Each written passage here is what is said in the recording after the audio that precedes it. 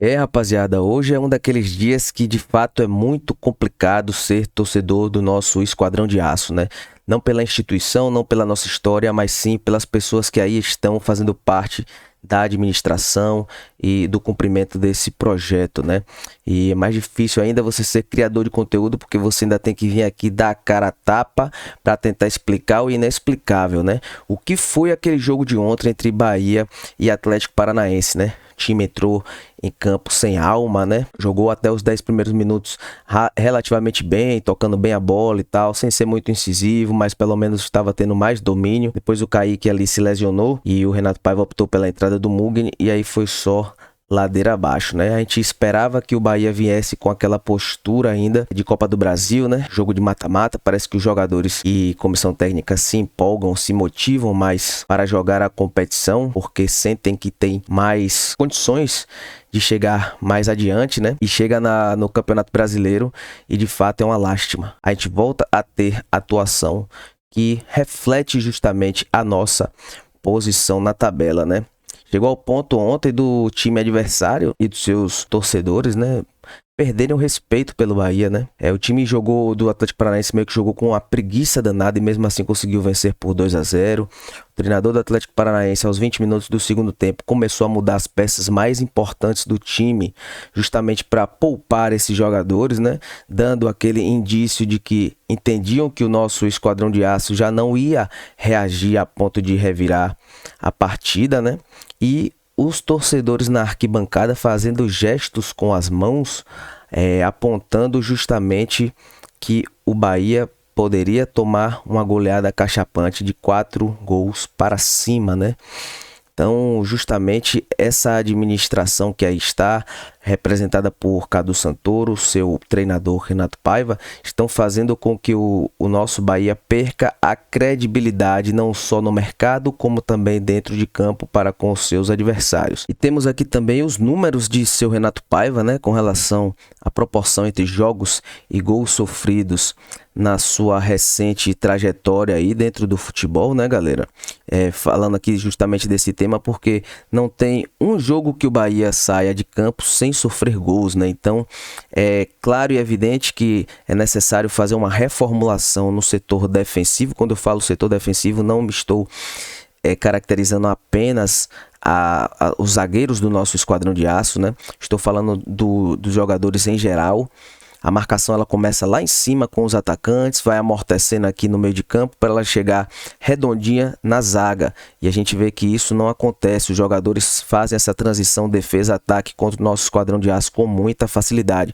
Parece que o treinador Renato Paiva não tem a expertise suficiente para treinar o nosso Esquadrão de Aço nesse aspecto. A gente vê que o Renato Paiva tem números assombrosos aí por onde passou, né? Renato Paiva no Independiente Del Valle do Equador, ele realizou 60 jogos pelo time de lá e sofreu 65 gols. Passou pelo León do México com 18 jogos e 30 gols sofridos. Atualmente no nosso Esquadrão de Aço são 44 jogos, 62 gols sofridos, sendo que 15 jogos no nosso Campeonato Brasileiro e apenas 3 triunfos. Então, o Bahia de 45 pontos disputados no Campeonato Brasileiro possui apenas 13 pontos. Esses números de Renato Paiva são alarmantes e não é possível que o Grupo City não vai tomar uma providência com relação a isso. Se dentro de campo os adversários já não nos respeitam, isso se reflete também no mercado da bola, né? Qual é o jogador que vai querer vestir a camisa do nosso Esquadrão de Aço, sabendo que o nosso time está lá brigando para não cair, que muitas vezes dentro do próprio vestiário o clima não é bom, né? Na saída de campo ontem, o nosso zagueiro Canu demonstrou sua total insatisfação para com o resultado, para com o desempenho dos jogadores dentro da partida e chegou a citar até que se fosse preciso atuar de violência, né, ele cita o termo porradaria, seria necessário para ver se chacoalhava o elenco e ver o que é que está acontecendo para que os jogadores atuem dessa maneira tão apática, né? Chegou ao ponto da nossa torcida organizada Bamor ir no CT, sentar na mesa com os nossos administradores do processo para saber de fato o que é que está acontecendo, por que que o Bahia não consegue performar nas competições em que participa, né? Temos aí um projeto que foi fadado ao insucesso. Como é que você traz um treinador juvenil, né? Porque grande parte da sua carreira foi pautada dele treinando lá a equipe do Benfica, né? O Benfica B, os juniores e os reservas do Benfica, né? E aí você traz esse treinador com esse currículo e traz jogadores no início da temporada com idade média ali de 20, 21 anos. Tá claro que o projeto do City Futebol Group aqui no Brasil inicial era de fazer um time juniores, um time de base para o Manchester City aqui no Brasil. Porque você traz um treinador que tem esse currículo, acostumado a treinar jovens promessas, e traz jovens promessas para jogar aqui, como foi o caso do Kaique, do Diego Rosa, do Biel, Joana Chaves. Fizeram várias contratações de jogadores que não tinham acima nem de 22 anos para fazer um projeto que eles dizem ser grandioso, porém feito aí por diversos jogadores jovens, né? Então eu acho que eles menosprezaram bastante o futebol brasileiro.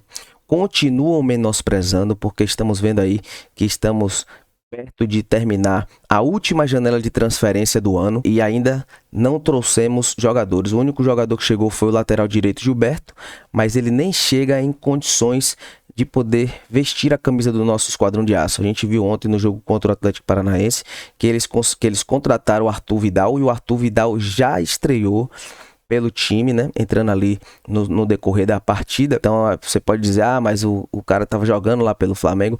E por que o Esquadrão de Aço, né, com a figura aí do seu Cadu Santoro, ao qual eu atribuo grande parcela da culpa, só traz jogador que não tem condições de chegar e vestir a camisa? Ele traz por exemplo, vamos lá fazer um retrospecto agora, ele trouxe Iago Felipe, reserva do Fluminense.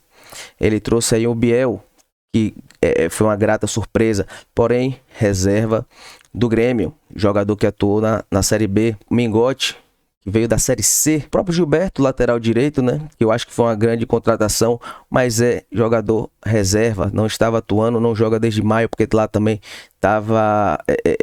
são as férias do Campeonato Europeu. Na zaga nem se fala, né? Você vê aí o Marcos Victor, reserva lá no Ceará. O Raul Gustavo, do Corinthians, reserva lá no Corinthians também. Uma infinidade de peças que o Grupo City vem trazendo para o nosso Esquadrão de Aço, onde a gente vai disputar uma Série A que é bastante intensificada. Vários clubes viraram SAFs, tem vários clubes aí que já estão estruturados, e nós estamos montando um time onde 80% a 90% do nosso elenco consta de jogadores que vêm de serem reservas nos seus clubes de origem.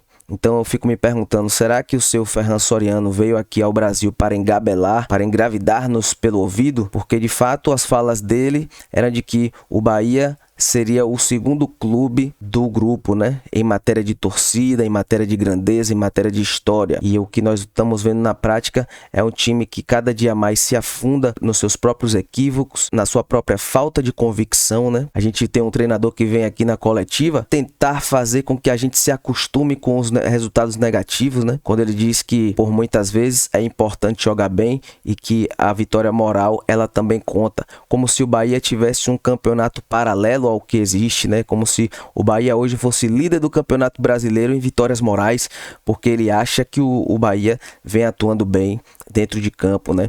E ele se contenta com o fato de não ter sido amassado pelos seus adversários. Ele se esquece que tomou 6-0 do Sport, ele se esquece que tomou 3-0 com Caixa para ter sido muito mais. Ontem contra o Atlético Paranaense, se não fosse o goleiro Marcos Felipe, que ele já faz defesas olhando pro elenco, perguntando, porra, mais uma? Vocês estão deixando os caras chegarem de novo aqui?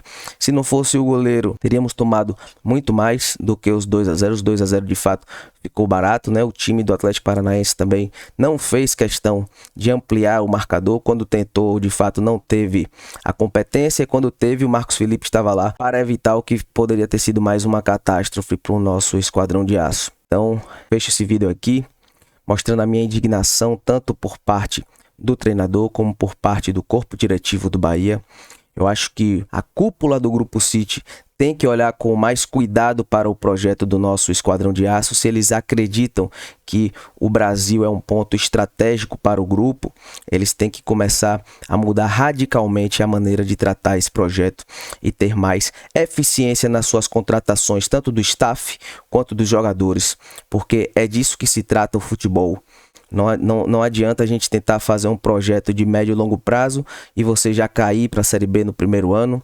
Você perde receita, você perde a credibilidade no mercado, e esse projeto que poderia ser triunfante em médio prazo vai acabar demorando muito mais, e quem sabe como é que lá na frente vai ser a dificuldade, porque aqui no Brasil a maioria dos clubes a tendência é que virem SAFs. Então cada vez mais o futebol está ficando acirrado, está ficando competitivo, e quanto mais tempo você demora para montar um projeto, mais atrás você sai com relação aos seus adversários, né? Então esse foi o vídeo de hoje, rapaziada. Eu sei que tá todo mundo aí de cabeça inchada. Ser criador de conteúdo também não é fácil, ter que vir aqui e explicar o inexplicável para vocês, mas eu não posso deixar de vir aqui mostrar a minha total indignação para com o nosso Esquadrão de Aço aí, para as pessoas que estão dirigindo esse projeto atualmente aqui no nosso Bahia, beleza? Senta o dedo no like aí, rapaziada, para ajudar o nosso canal aqui a ser difundido para mais torcedores do Esquadrão de Aço, e não se esquece da nossa meta aí de 1000 inscritos ainda até o final do mês de julho, beleza, rapaziada? Tamo junto, misturados, a gente se vê numa próxima, valeu e fui!